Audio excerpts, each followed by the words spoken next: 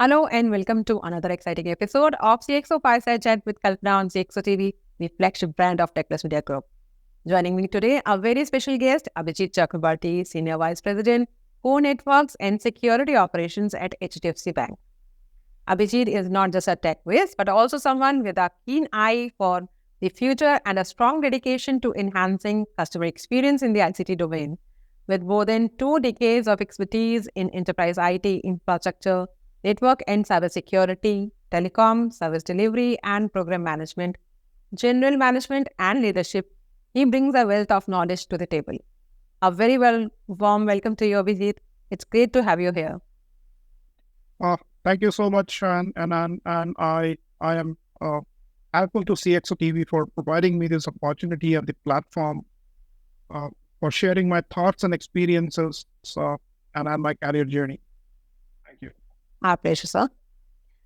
So let's dive into some exciting tech discussions, starting from reflecting on your professional journey as a senior tech leader across large banking organizations and enterprises. Can you share a significant milestone or achievement that has shaped your leadership style or contributed to your growth in the field of technology and cybersecurity? Well, thank you for that question. I actually started off my career way back in 1996. At that point in time, technology as a whole, in terms of IT, whether it is related to computers, networking, telecom, was just about starting off in India, right? I remember the first computer that I used had a hard disk of 230 MB, and look at our mobiles today. The connectivities used to be on a dial-up modem, and the highest speeds that we could get because of the quality of the networks at that point in time used to be 9.6 kbps. Look at it where we are today. Email used to be a technology, and in very large enterprises, you'd have only 4 or 5 computers who had access to emails. And IP, as we call it today, the internet protocol, was nowhere there, right? And that's where I started my career.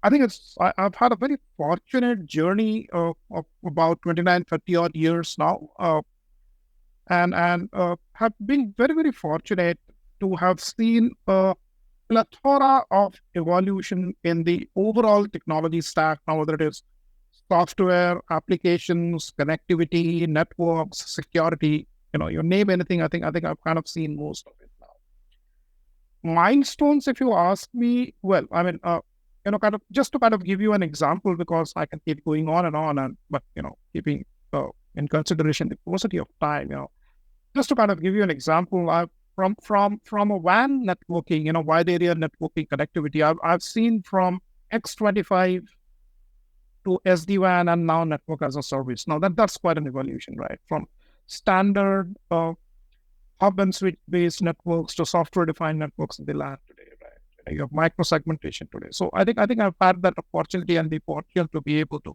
see all this happening.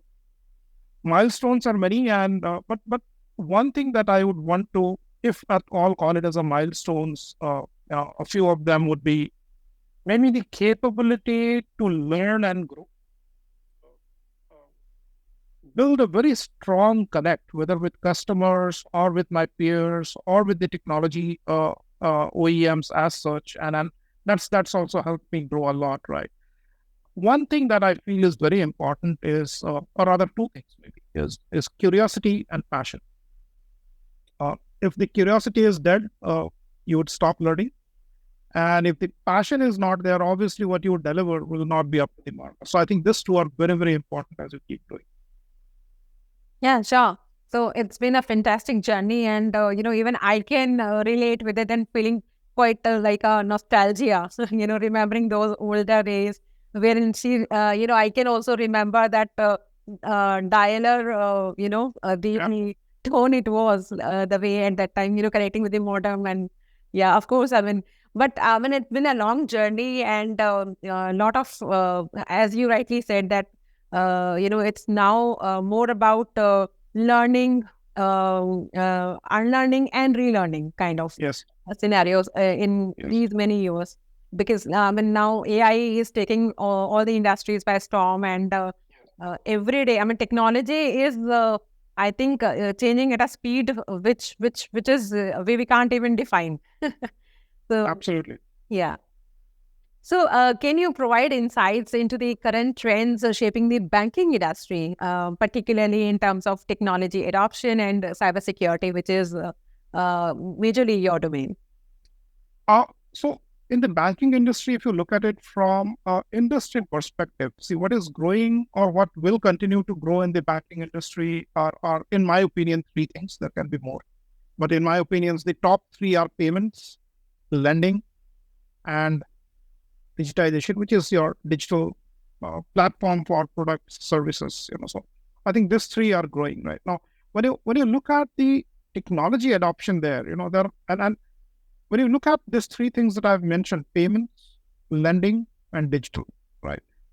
All these three to grow and to sustain, security is paramount. It's ingrained. You cannot be doing this three without doing security, right? So whatever you do in this three domain, you have to be uh, careful with security, and that has to be ingrained into that delivery, into the fabric of those three technologies. Now, what's getting adopted? Obviously, AI is there right now. Now, I'll keep AI aside for a moment, but what's getting adopted is APIs. You see API integrations, you see a lot of API security, you see a lot of API, third-party, connectivities with APIs. So without APIs, I don't think anyone will grow today because you have so much of interconnectivity and interconnectivity between applications today, right? So API, I think, is one of them. So your technology and security and visibility around API is important, right? Part number two is obviously security, right? I cannot emphasize, re-emphasize, overemphasize maybe on security. So the security is something that builds trust, and trust builds that confidence and keeps you on the platform.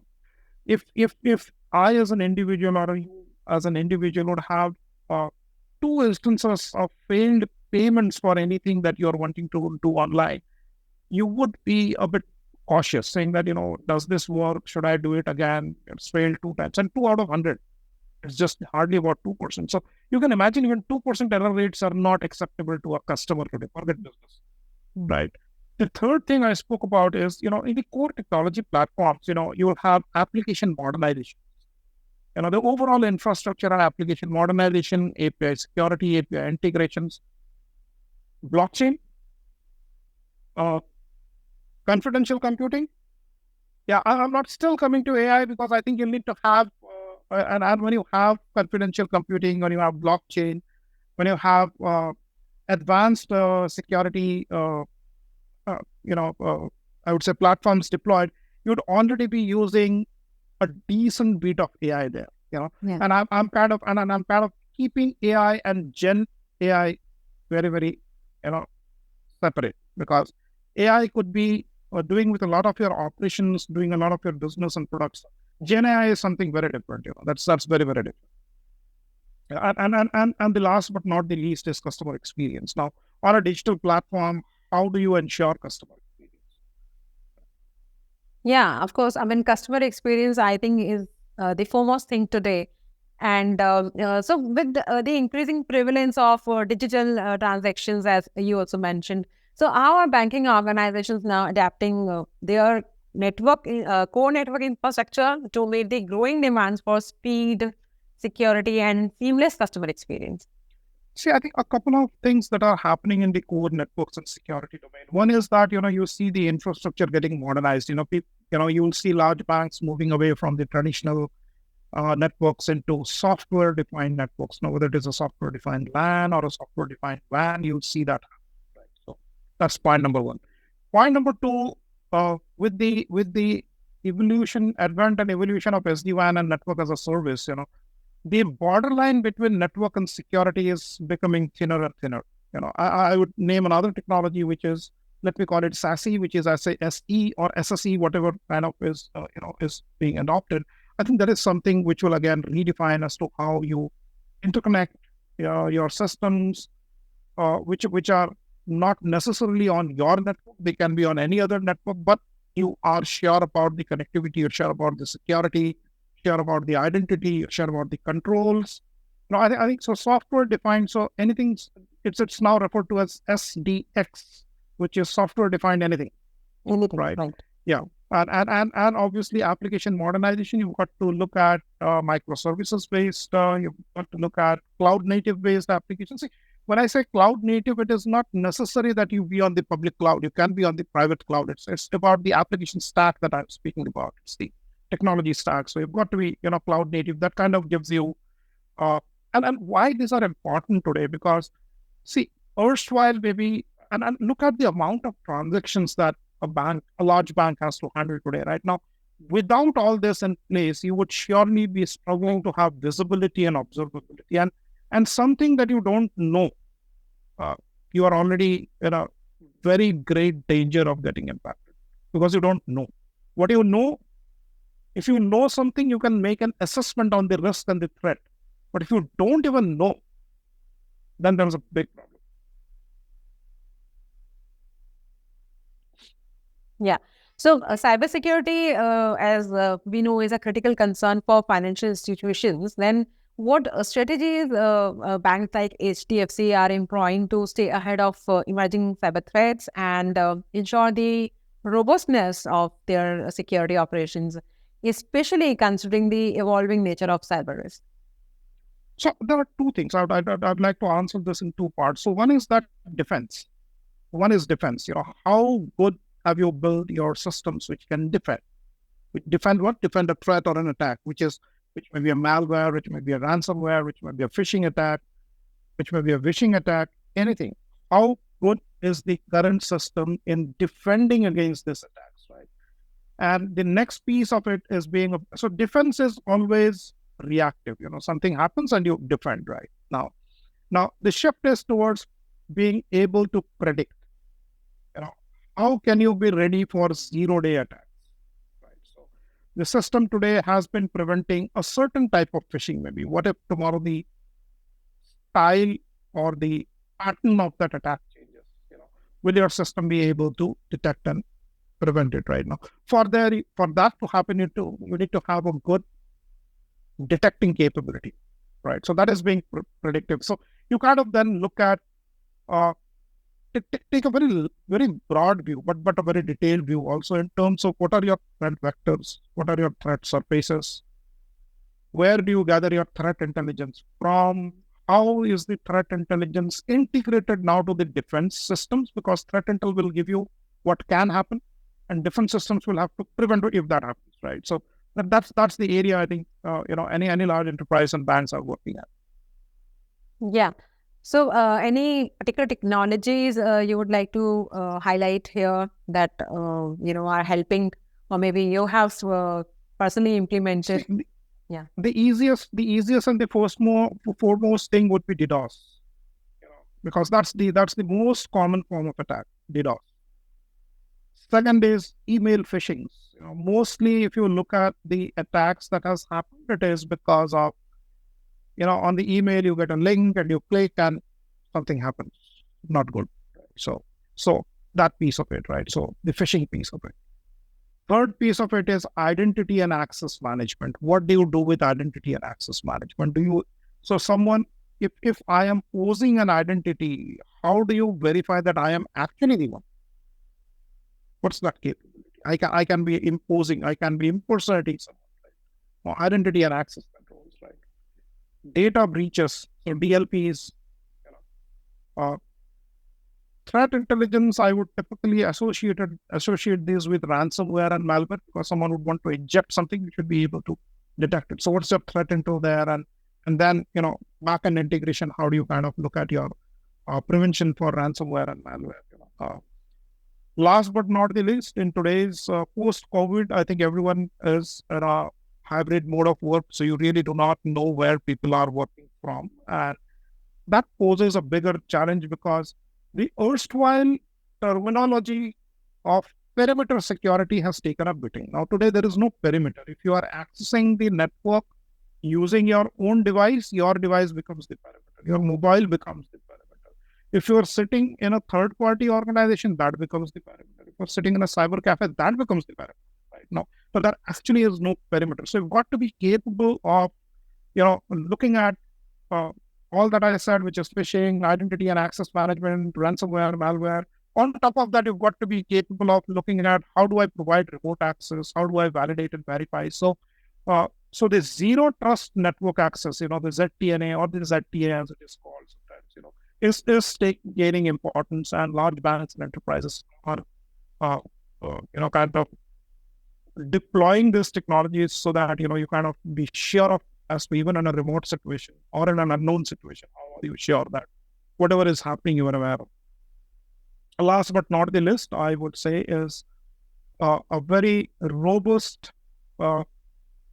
deployment of a SIEM and a SOAR, SIEM and SOAR, so that, your event detections, correlations, event orchestrations, remediations, kind of can be taken care of. Easy to say, but it does take a lot of effort to kind of deploy and get them operational. Yeah, absolutely. So I was just about to ask that only, that have you ever had any bad experience, so far, because you have a long journey. So would you like? There's so many of them. I would not say bad experiences, but I would call them as learning instances. Yes, so many of them. I think, so there is this quote I always keep remembering. I have this habit of mugging up a good quote if I see one or I read one. So it's not that, I have learned so much from my mistakes that I want to keep making them again and again. Yeah. So I think so, learning from own mistakes, learning from someone else's mistakes. So see, today, someone would say, oh, such and such organization had a data breach. That report is pretty, you would see at least 2 or 3 of them every day now. Right? What's important is not to feel sorry for that organization who has gone through that breach. Obviously, that organization has gone through an impact. What's very important to understand is that why did that breach happen? What failed in that whole chain which resulted in that breach? Now, come back and compare that. If this is to happen to me today, do I have the capability to detect and prevent? Yeah. If not, this is something that I'm exposed to build it up. Yeah. And of course, I think going a step ahead, that, how it happened, why it happened, how it happened, and then what kind of impact it had. Because I think security has not been taken seriously, even today. Yeah. I mean, it's been considered as a cost center. You're right. So in fact, I'm not talking about large enterprises, but if I kind of make a very general observation all across, including us as customers, right, working from homes or working on our own devices at homes, security before pre-COVID was a statement saying that, yes, I have antivirus on my system. Yeah. I think that's taken a beating. I think even larger organizations was not taking seriously when it comes to security. Yes. But yes, post-COVID, there has been a complete change. I would say AI is also again responsible because they are both the ethical and the unethical AI usage. Yeah, you have AI for AI and you have AI against AI, right? So at the time you don't know AI, you can be in deep trouble. Especially when when we talk about identity access management. So yes. I think AI has already challenged this technology.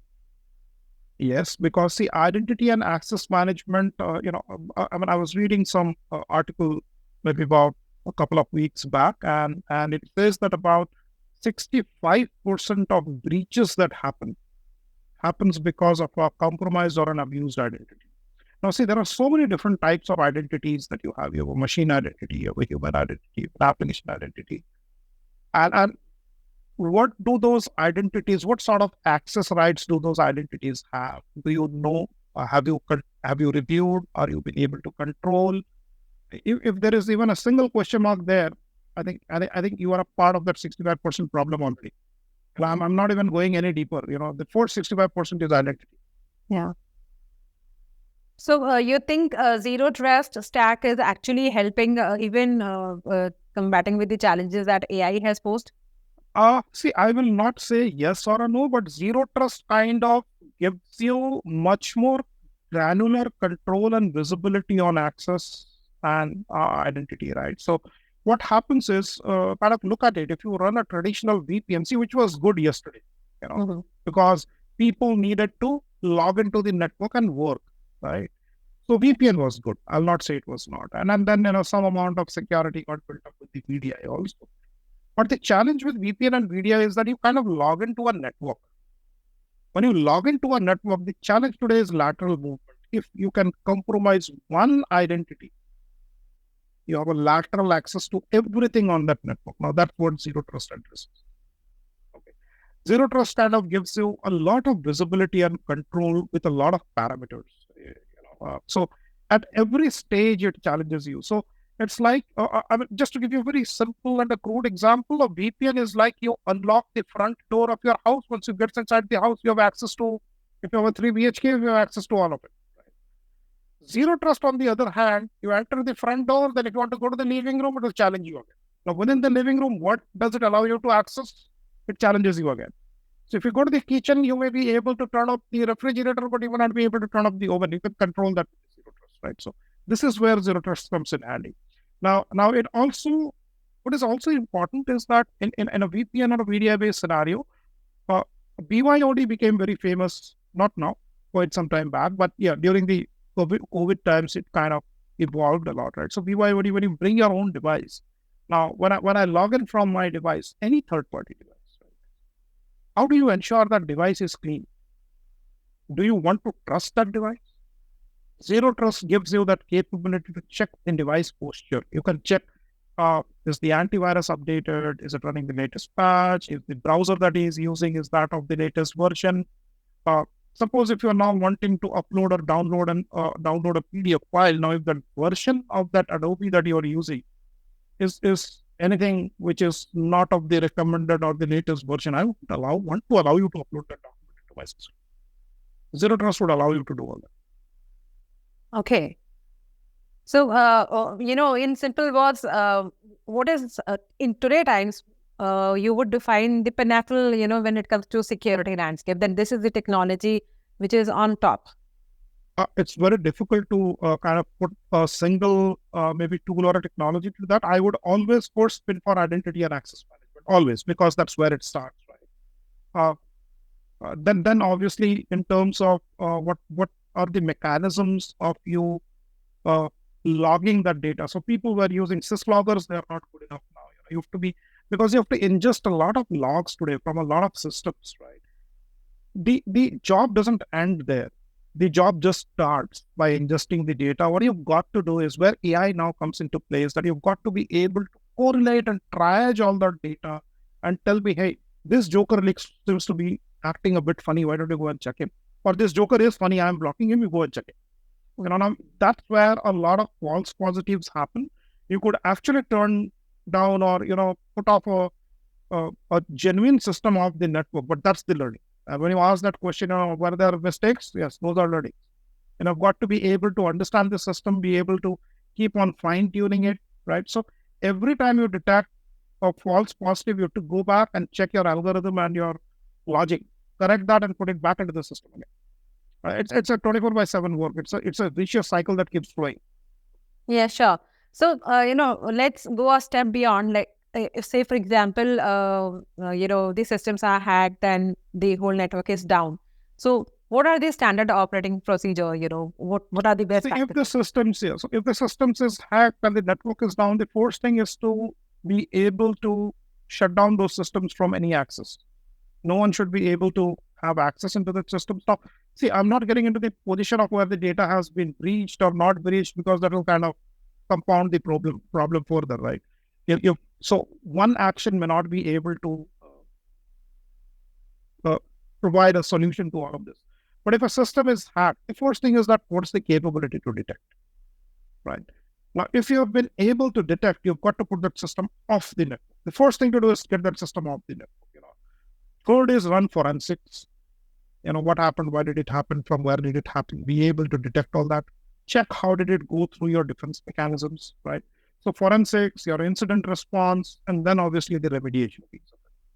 Yeah. And incident response is something which on a piece of paper can look good, but the efficacy of incident response is to test it either with simulations or with surprise drills.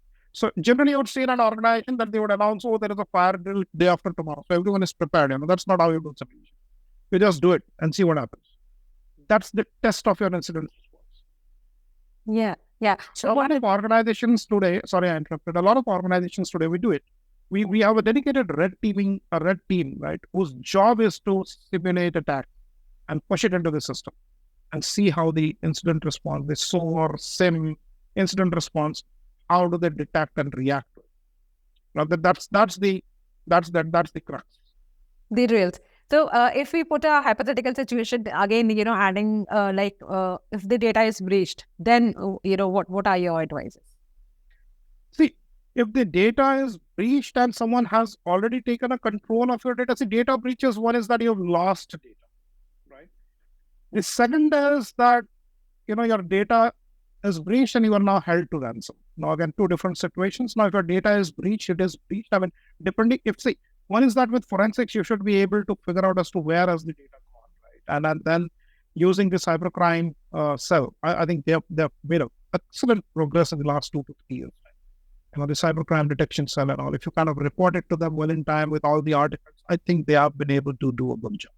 Okay. So in the organization also, you have to have that capability of forensics. If you don't, you've got to figure out someone who can help you do the forensics, right? So a simple data breach, so data breaches are not simple because then you have organization data flowing out right now. The challenge is that if it is available on the dark web, how do you pull it down from the dark web? Cybercrimes can help, forensics can help detect, cybercrime can help resolve. Ransomware is something which there is no straightforward answer. If you are at ransomware, it is your call, right? Whether you want to pay the ransom, you don't want to pay the ransom. The first thing you've got to decide is that, do I have another copy of the data that I can use? Now, you have a copy of my data, you're holding the ransom.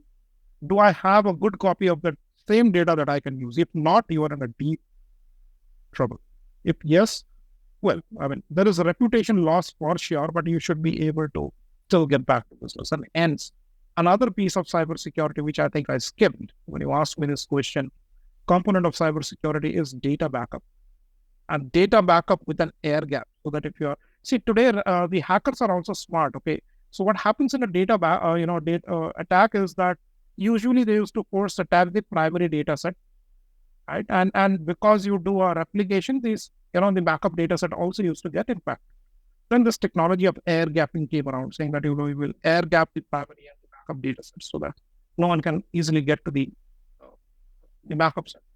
Today, hackers do not target the primary data set because they know you will have an air gap. They target the backup set straightforward. Right? That's where the crux is. You've got to be now at a storage level. You've got to be capable of malware, ransomware, air gapping, access control, all that. Storage level. Yeah. Gone are the days when it's only on the network. Yeah, absolutely. So I think these were some great insights. And although, I want to talk a lot more, maybe, then we are talking too much about only security aspect. Like, I'm sure audience would like to know that which are, how they can have this forensics and, which are the agencies or the organizations that they can help. And then where exactly, quickly we can report. So all those things, maybe we can have another episode on that. Sure, we'll be happy to help. Yeah. Or maybe, our viewers can write in the comment section all those questions and you can answer them. Okay. Now, kind of switching a bit of gears, in which you already talked about open APIs integration. So what, open banking and collaboration are gaining traction. How do banks approach partnerships and collaborations within the banking industry to drive innovation, enhance customer services, and navigate the evolving landscape of financial services? So I think collaboration is a very generic term. Generally, if you speak about collaboration, I would expect a lot of people to limit themselves to MS Teams, Zooms, and Googles. That's not collaboration only. That's a medium of collaboration, right? Collaboration actually is the in real time, connectivity, real time data transfers, real time data processing. That's what's collaboration all about. That's how API works right now. What's important is what are your security postures that you have taken in application security and API security. I think, and that's very, very important, right? And any weak standards there has the potential of exposing yourself to a lot of issues, especially today, where every one of us has heard of this term called supply chain attacks.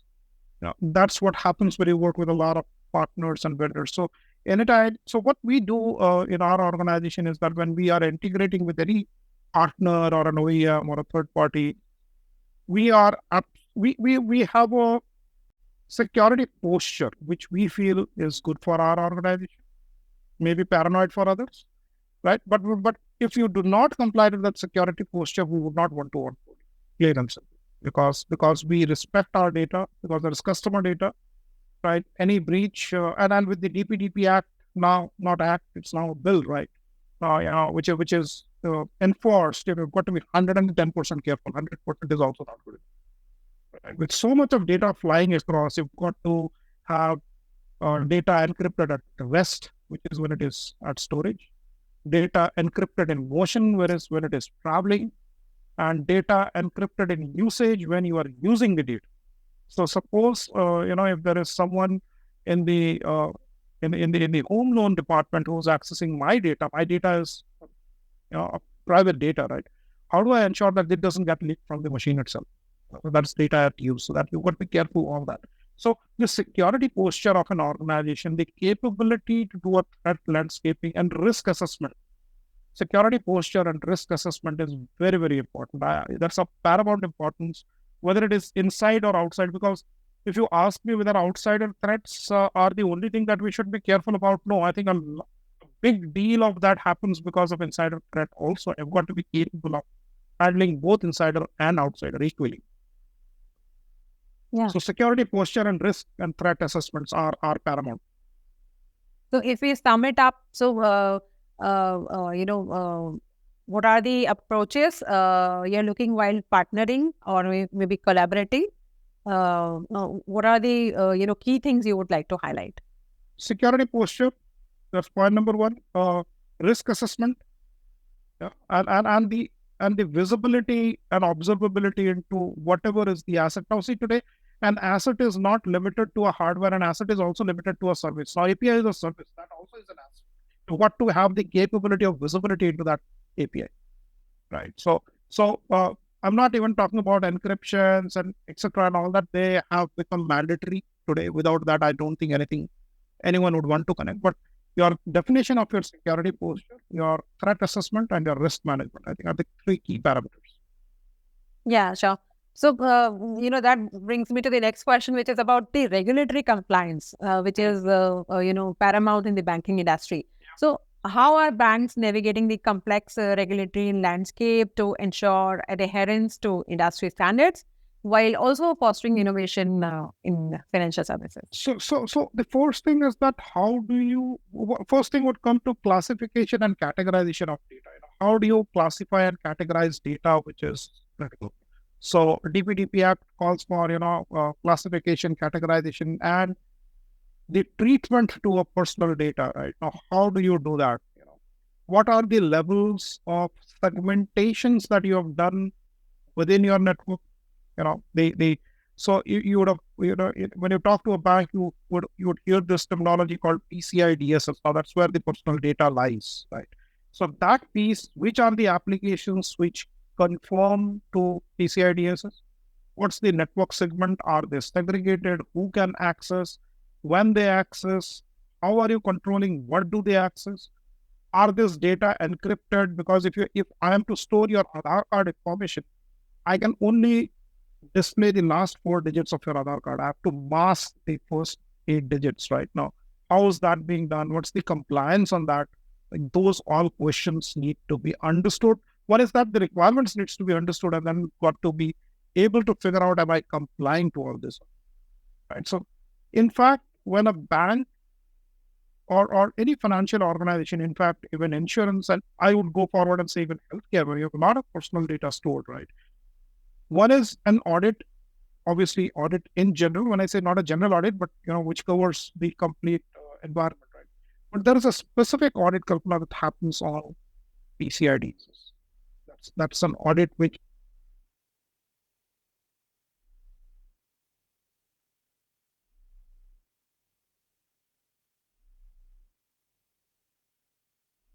can you hear me now? Yeah. Okay, I think my earphones kind of hanged up on me.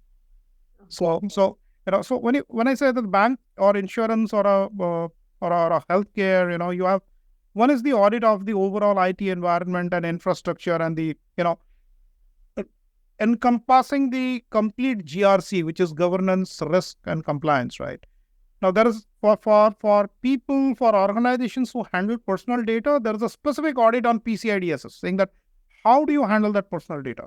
How compliant are you on handling that personal data, right? So that's another exhaustive audit that happens right now. And hence you see that large organizations would have an internal audit team and an external audit that happens from any external audit.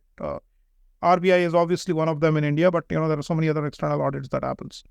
Yeah, so I think you've got to be capable of building infrastructure which can make you compliant to the regulations that are there, and you've got to have the capability to kind of audit what is the good bad ugly area or GRC. Yeah, sure. So, but in between all these, customer expectations, how are banks prioritizing customer-centric initiatives in the context of core network and security operations and ensuring a balance between innovation and maintaining the highest standards of data protection and privacy? So that's a very difficult question to answer, Kalpana. You've kind of thrown a whole football field at me. But okay, let me try and say that. Let me try and put it very simply: is that, see, customer experience obviously has to happen, right? And security and convenience has to also go hand in hand, right? Too much of convenience may not be secure, and too much of security may not be convenient, because then you'll have to go through multiple stages of validations, verifications, etc., and all that. Now, that is where integration of technology like SASE, SSE, your API integrations, your digital products and journeys are very, very important right now. I think what is important, and I've kind of coined this term somewhere, somehow, I call it the SST. So whatever technology that you deploy, from a customer's perspective, it has to deliver that SST. I'll elaborate. S for simplicity, another S for speed, and the T for trust. So whatever technology that you deploy, it may be the best of the technologies, but for a customer, I as an individual customer, or as organization, some other organization who's using my service as a B2B customer, if it is not an SST, you will not find adoption, and that technology will fall flat, right? And we've seen that in so many cases where good technologies did not find ground because for some reason, that SST was somehow, kind of a bit jumbled up. Yeah, because it's again a very critical thing that whether it is any technology which you are using inside, or maybe you're trying to put it for your customers, executing is one thing, but then adopting is another thing. So, typically, if you go to a mobile app today, any app, I'm not talking about a banking app, but any mobile app, you'll at least have 3 or 4 different organizations or different apps, which is, say, for example, we all book our movie tickets today online. I think Book My Show is the, one of the number one apps that comes to anyone's mind. There can be others, but why possibly didn't they find acceptance and adoption? I think is that SST. Yeah. When you use FASTags in your car, there are so many service providers, including banks, who are providing you FASTag services. You would latch on to someone. Why? Because of that SST. Yeah. So it's more like, mineral water getting synonym to Bisleri. Correct. So you have to define. See, I'll give you a very, very crude example, but this is a very real life example. Like if you're using a FASTag in your car, now, for example, I have as a customer, I'm not saying HDFC or any other bank. I as a customer, I have an account with a bank. That bank may be XYZ. That bank also gives me a FASTag. Okay, so I take that FASTag. Now, what happens is, you are required to charge your FASTag to keep your wallet charged so that, you don't get stuck anywhere. Now, see, from an SST perspective, the FASTag and the bank account is with the same bank. Now, there is a rule that, your FASTag cannot go down more than, I think, 125 or 200 rupees or something like that right now.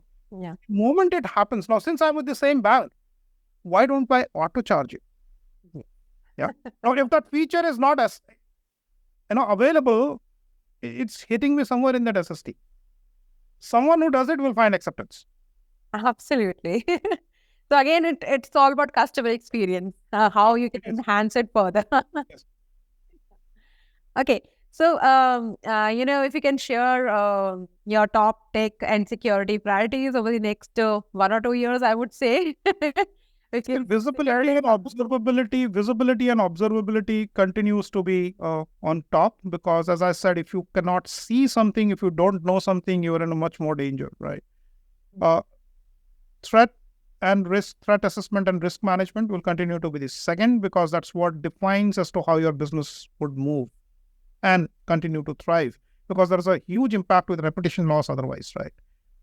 Number 3 would be customer experience, and I'm not kind of giving it in a chronological way, but number 3 would be customer experience, as to how do you integrate omni-channel customer experience and combine it with AI to be able to add that icing on the cake, if I may say so, and kind of make it a bit more personalized, a bit more easy for the customer, because not all customers in India are that literate, right? So if someone is not able to use a smartphone, how do you make that same feature available on an IVR without getting into too much long queues, right? So I think I think that's important.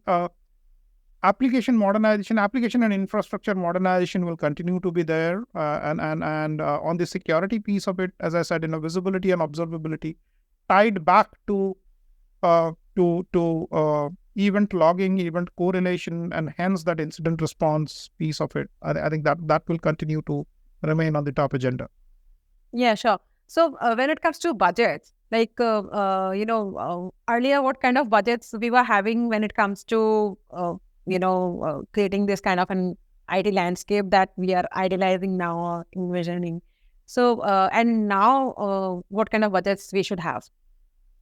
So I think, see, the budgets, obviously today, when you look at modernization, you'll have to kind of look at expanded budgets, because what used to happen erstwhile will not happen now. But also important to understand is, as I said, you've got to have this answer coming out from your threat and risk.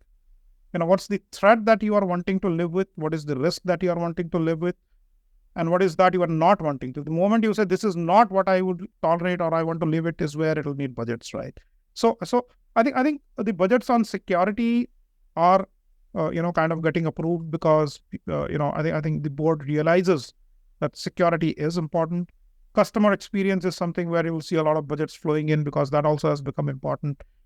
Digitalization is a third thing where you see budgets flowing, because without that, you would be possibly dead, right? So these are the 3 areas, and I'm not talking about AI and Chat GPT, because they have started to already have impact.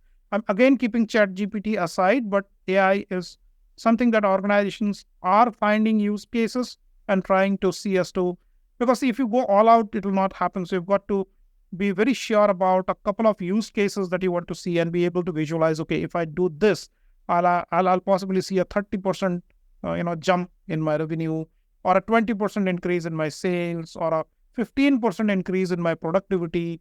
You have got to visualize that. I think the budgets are finding acceptance. Yeah, sure. So looking ahead, what do you see as the most impactful trend shaping the future of the banking industry, and how is HDFC Bank positioning itself to embrace and capitalize on these trends for continued success? I think open banking is one. Payments will continue to drive the banking industry. The third would be lending. Digitization obviously has to happen if this 3 kind of has to survive. So I'm not, kind of putting digitization separately, because without which today, the standard methods of either payments or lending or open banking will not work without digitization, right? So API is a part of digitization. So I'm not wanting to call that out separately, but in my opinion, this 3 will drive the banking industry. Yeah, sure. So finally, yet importantly, what advice would you give to aspiring leaders looking to make an impact in the ICT domain?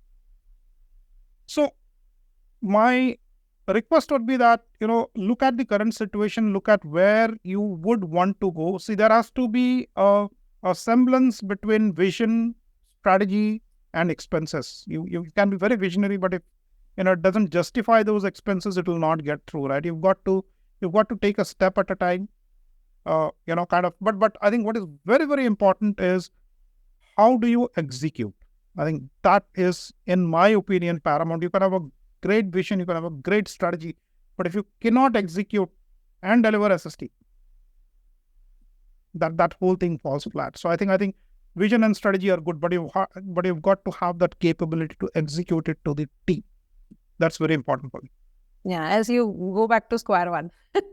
I'll go back and say, probably this didn't work, let me try out something else. But, execution is very, very important. So overall, in terms of the organization culture, those are larger things that impact this. But a vision, a strategy, and the execution, I think is very, very important.